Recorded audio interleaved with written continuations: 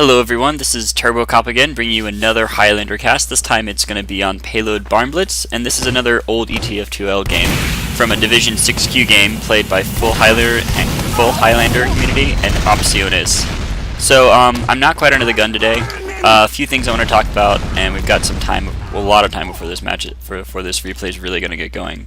So I'm going to go cover them. First of all, thanks for watching the first game. I took in your feedback, and I'm going to try and do a few things a little bit differently this time around. I'm going to try and be a little bit less dirty with the camera. It's kind of a a game sense thing that came out of it.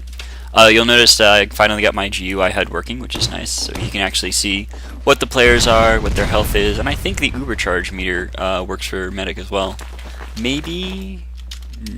No, it doesn't look like it. We can go through their items as normal, of course. Anyway, I also wanted to cover the map today, and I also wanted to basically go over an introduction of TF2 and things like that. So the goal of Payload Barn Blitz, if you're a new TF2 player, keep watching. Otherwise, I'll put a link to to when the match actually starts if you don't care about any of this. So the goal of Payload Barn Blitz in TF2 is you have 9 players on each side. Each of them takes on a specific role, and the blue team attacks, the red team defends. And you play 2 rounds. One time the team 1 attacks and team 2 defends, and then you switch off and team 2 has to attack and team 1 has to defend. And whoever makes a faster time on attacking in an assault-like mode wins the round. The purpose of the goal is to push this blue bomb card here down across through 4 different check marks over to the end, and it follows over this path in Barn Blitz. 1, 2, 3, over into the 4th receptacle cap area where it blows up and you win. Now, if you have a really good cap time as the first starting attack team, the team that was originally defending has to get a better time than that to win the round, and they have to capture all 4 of them. If you only capture part of them, then the next attacking team only has to do as well, or capture 1 more point than you did. It's a little complicated, but we'll cover that when we get over to it. For right now, all you need to know is that the cart will move only when people stand next to it, and it will give them some health and ammo. And health is everything in this game. Every class has its own health, its own speed rating, and their own weapons that define and make them unique. So let's cover the different classes a little bit. There's 9 classes, and each team gets 1 of each in the Highlander setting. So this is the Scout. He has a scatter gun, pistol, and bat. He only has 125 health, as you can see up there in the top. Ooh, ouch. So yeah, he will go down to lots of things really quickly. But he's very, very fast, and his scatter gun allows him to put out lots of good damage. At point blank range, he can do about 100 damage a shot. At long range, he really only does about 5-10 damage a shot. Fastest class in the game can also do a double jump that he can change with his second jump in midair to any direction he likes. Like just right there, he looped back around on himself, completely changed the velocity of his and direction of his jump with the second jump there. And he has a bunch of different, every class in the game has a bunch of different items that they can equip. The Scout doesn't really have a lot of different alternate weapons he can choose. Generally, he's going to be using a scatter gun, using some sort of pistol, but he might use a milk. If he uses a milk, I'll talk about what it does. And he has a variety of bats to choose from as well, but he's just running the standard bat, and they won't pull out their melee bat that often in Highlander that much. But he will here kill off that spy. So yeah, he just killed a spy. So I guess we could talk about the spy. Spy is an interesting class. He can disguise himself as he is right now when he's smoking up like that. And you can look at his little face right there, and you can see that he's disguised as a spy. And he's disguised as, or not a spy, he's disguised as a scout. He's disguised as the enemy scout. So the enemy team right now, the red team, sees him as a red scout. Even though it's probably not going to fool anybody because he's moving slower than you actually can. You don't actually get a speed boost as the spy, and he moves at normal default speed, which the scout moves faster than that, so it's pretty easy to see him doing that. But his weaponry, he has a pistol, lets him do some good damage. It's a pretty good long-range weapon, but it gets some good support out there. But also, importantly, he has a watch that can either be invisibility whenever he wants it to, or he can feign his own death and get behind the enemy lines with a fake death charge, basically. It's called the Dead Ringer. and that helps him get behind people. And why he would want to get behind people is he has this backstabbing knife. Come on, man, pull it out. Pull out your knife. He'll pull out his knife during the fight. And if you can hit someone with your melee knife in the back, it's an instant kill. If you don't hit them in the back, it doesn't do a lot of damage. And it's a great way to be a single target assassinating character, to kill one or two important people on the other team while getting behind them and forcing them to be paranoid about where you are at all times. You can also disguise as friendly people to try and throw them off your trail. So if you want to make them think that you're, say, the enemy heavy or enemy pyro, ooh, yes, just like that. Good stab there. But yeah, if you want to pretend to be one of your own allies, you can. And he's overall a very complex class, very hard to play correctly, especially in Highlander. Doesn't generally make a huge impact on any one given fight at any time. But if he can get a pick or two, it's often seen as being sort of a windfall. You don't expect him to do much, but when he does make a good play, it's seen as a great comeuppance. So what else do we got here? The Demo Man, big powerhouse of the team. He has 175 health, one of the most in the game, and he is all about explosives.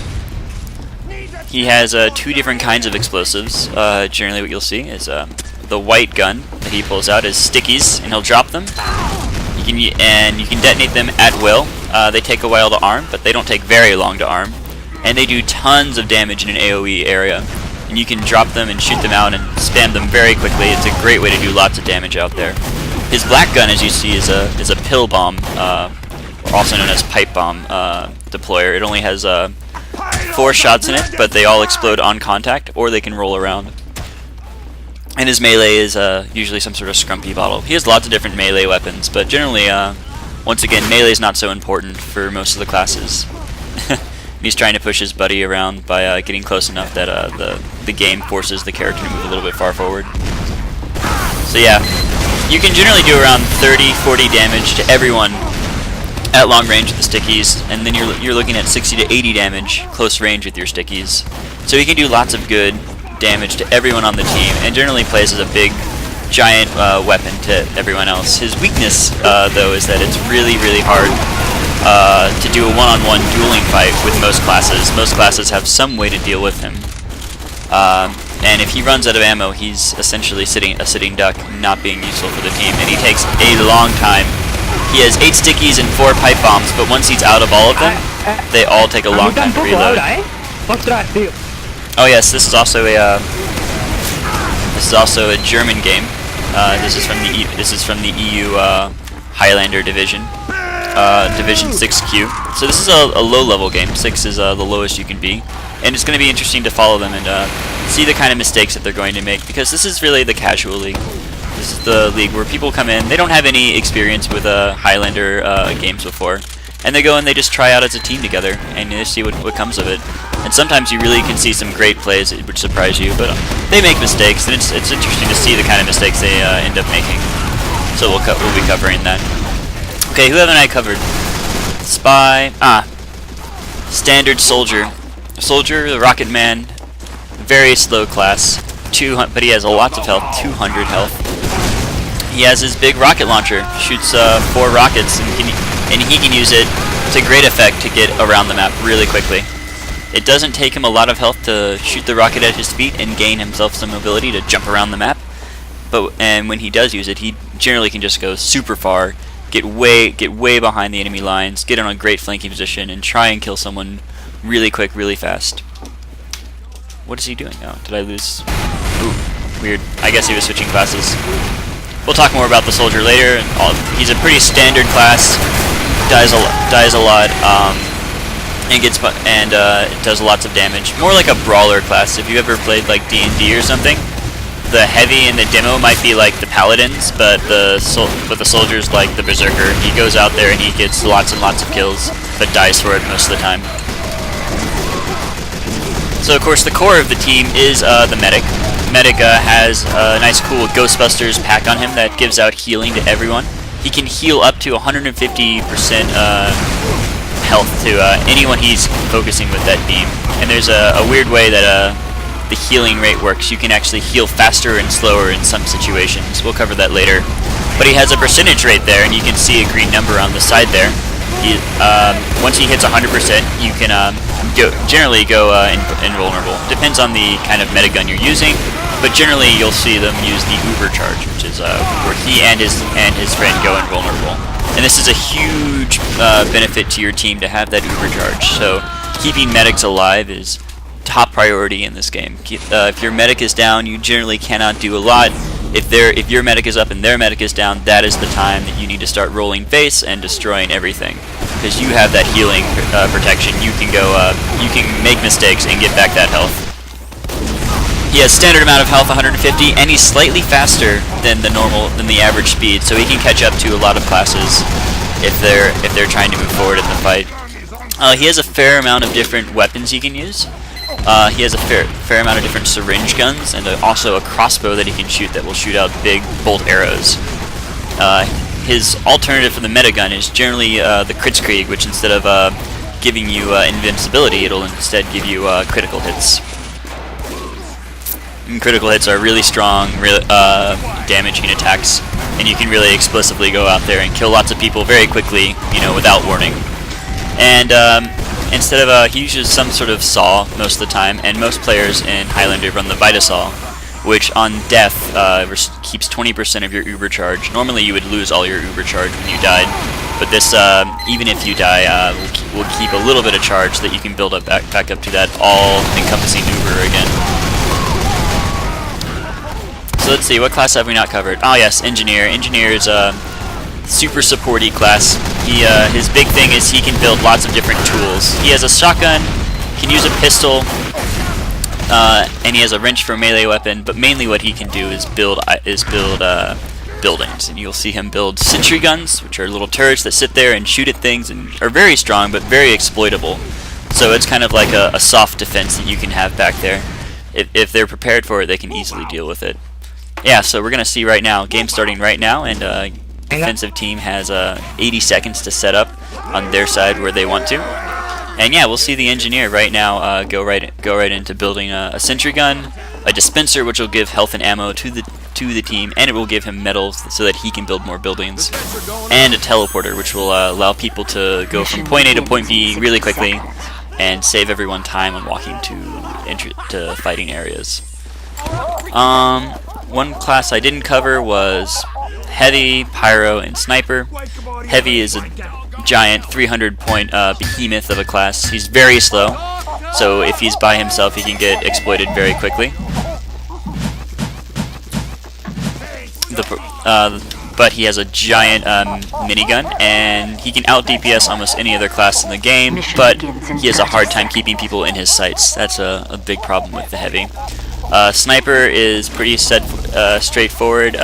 Zoom in, get a headshot. Headshots won't necessarily kill, but you can also charge up your shot. We're going to have to go into more detail about this later. Right now, let's just see what everyone's set up to do. So, on this map... Oop. Whoa. This is a great sniping position right here, shooting across the point here. Let's get a good view of the fighting area. So immediate pop by blue on the Uber charge. You don't want to pop until you're forced to. So that was a mistake right off the bat there. Red responds with their counter Uber, and they get it pushed out there. You got the blue sniper sniping back there, but oh, the red sniper got him with the headshot. So now